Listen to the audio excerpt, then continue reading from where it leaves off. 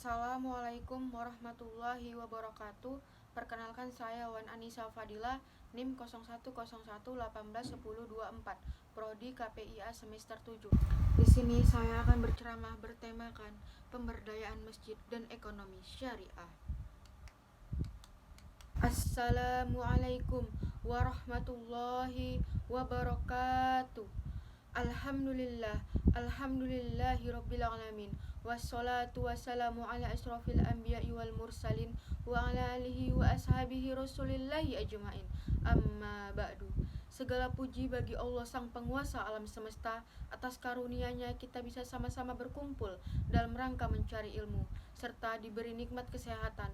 Mudah-mudahan setiap derap langkah kita mampu membuahkan pahala bagi kita semua.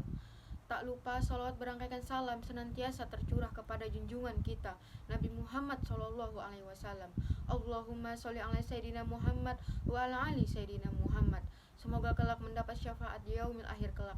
Amin, amin, ya rabbal alamin.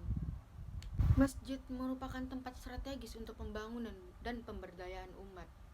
Salah satunya dalam sektor ekonomi.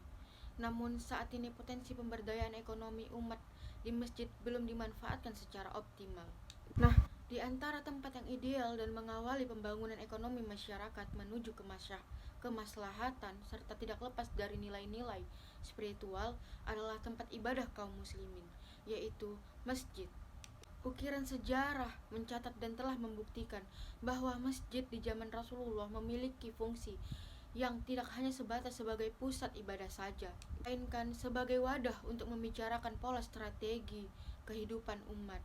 Masjid sebagai pusat pendidikan, pusat menyelesaikan problematika, pusat memperdayakan ekonomi umat melalui Baitul Mal.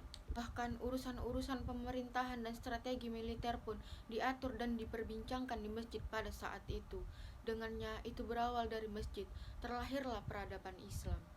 Masjid memberikan efek besar terhadap pertumbuhan dan perkembangan muamalah dengan bukti bahwa masjid menjadi tempat bertemunya semua kalangan umat Islam dari yang berpendidikan hingga awam, berpenghasilan tinggi sampai rendah, tua maupun dewasa.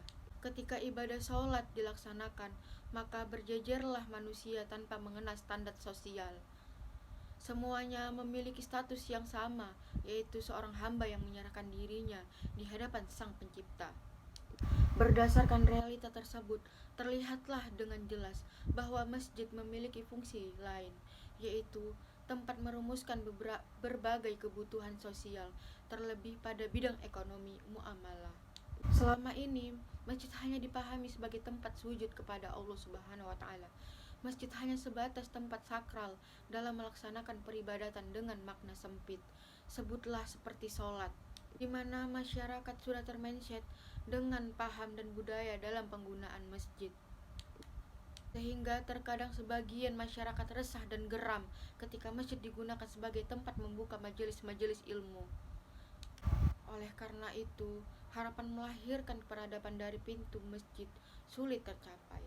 Nah, jika dihubungkan dengan ekonomi, maka masjid dan ekonomi adalah dua istilah yang samar-samar dalam kajian literasi ekonomi Islam. Sangat sedikit penggiat ekonomi Islam yang membenturkan dua aspek ini. Ekonomi sebagai instrumen yang tidak lepas dari kehidupan manusia, begitupun masjid sebagai wadah dalam membangun muamalah. Ekonomi masjid dapat didefinisikan dengan ekonomi berbasis masjid dengan interpretasi bahwa pelaksanaan ekonomi tidak lepas dari nilai-nilai spiritual yang terbangun dari masjid. Masjid adalah tempat bersujud atau sholat yang dapat mencegah dari perbuatan keji dan kemungkaran.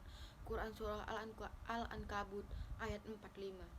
Jika masjid betul-betul digunakan sesuai dengan fungsinya, maka seharusnya tidak ada lagi perbuatan-perbuatan curang dalam transaksi, timbangan, pencurian, tidak amanah sampai uang negara ruap entah kemana.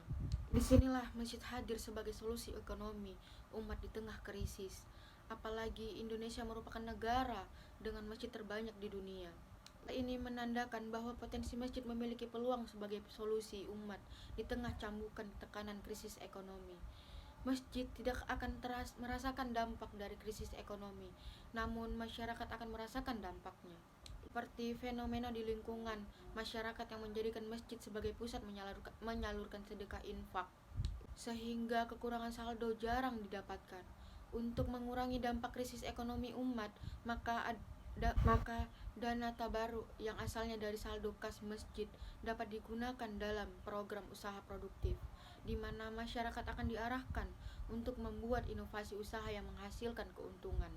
Dengannya, tekanan ekonomi masyarakat akan mulai menurun dan imbasnya tidak hanya dirasakan oleh penerima manfaat, namun masyarakat yang akan lebih semangat berdonasi dan mulai sadar akan kehadiran masjid, sehingga masjid akan dipenuhi oleh masyarakat untuk melaksanakan kewajiban kepada Allah Subhanahu wa taala dan kepada sesama manusia. Kehadiran masjid adalah harapan dalam melahirkan peradaban dan kejayaan Islam.